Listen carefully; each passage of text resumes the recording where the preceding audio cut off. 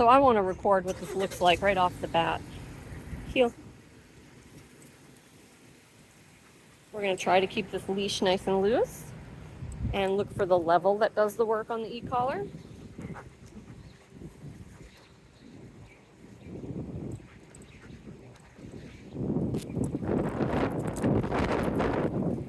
Stim there, and he came right back to my leg. Stim there. So his head's kind of on a sweep. Usually is. So if he gets too scanny like this, we're going to stim a little bit for that and see if we can tone that down. No, heel. Good.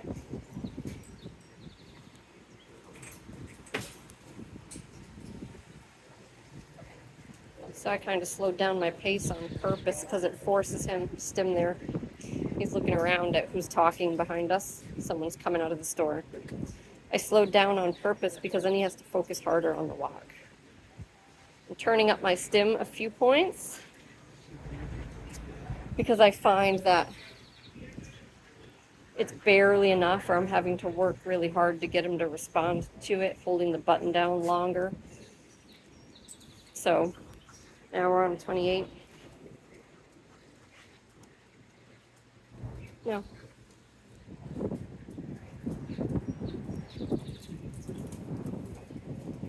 So he's afraid of this thing. Heel.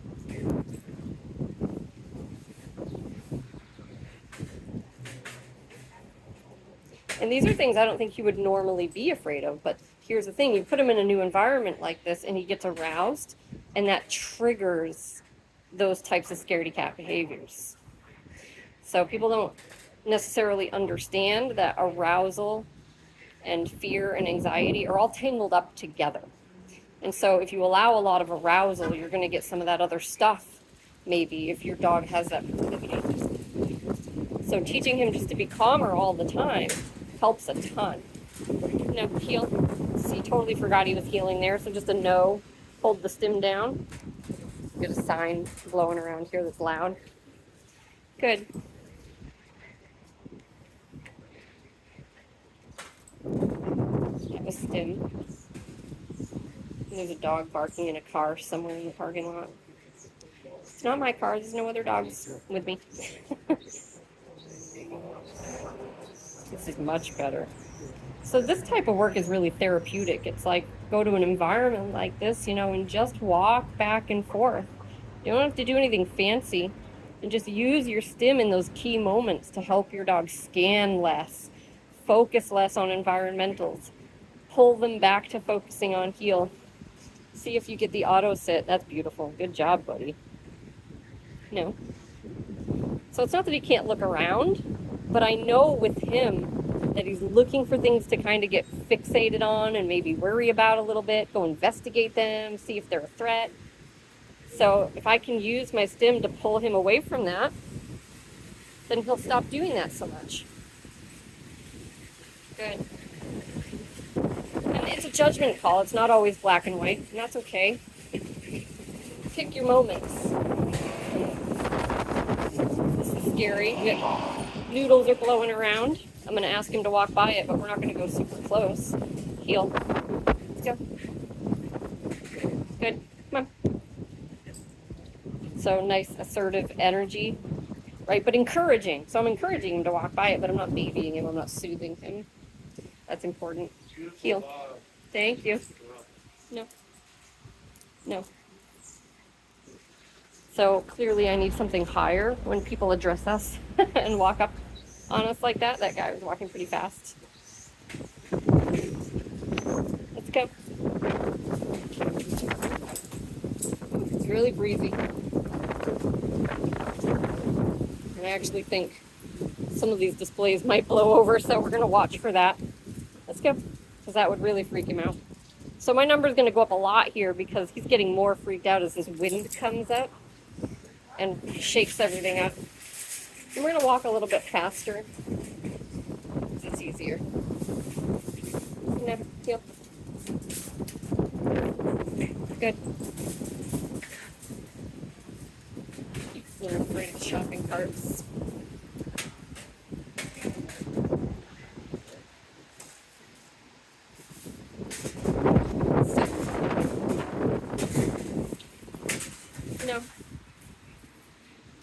So we're going to sit here where there's less traffic and take a little breather.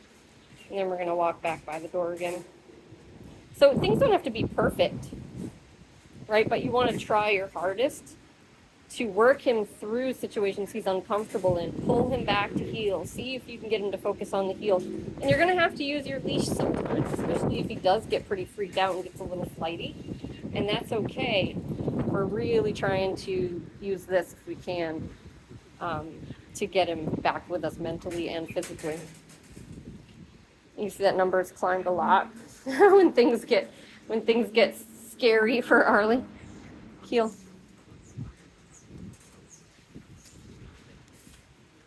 We're going to walk a little faster by the door this time.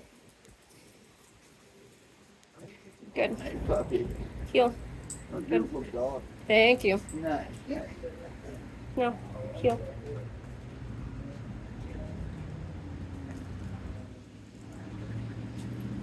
So these are important taps every time he tries to focus on this guy that was talking to us.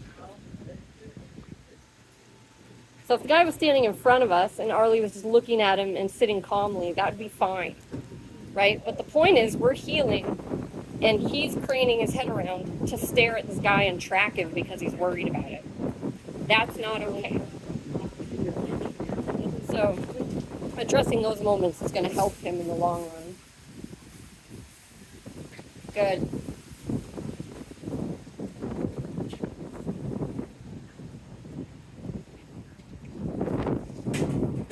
Okay. So I think just sitting here by the door and watching is a good idea for Arlie. So we're going to turn around right here and just sit. Yeah, good.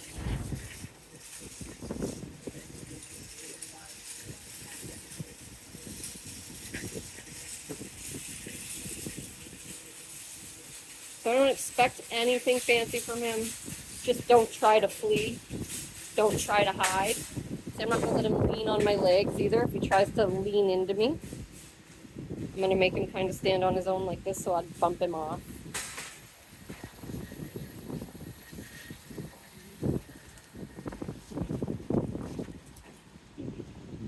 Good.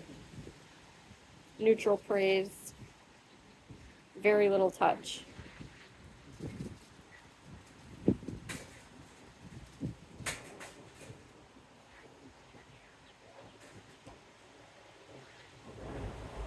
And I might have him lay down and see how he does with that. Laying down is a very vulnerable position for a dog, so that might be harder, or it might make him relax more, and it might make it easier. So it depends on the dog. But we might try a couple of those too. But we're going to stand here for a while and just get used to things, and then we'll do a little more healing before we head out. Good boy.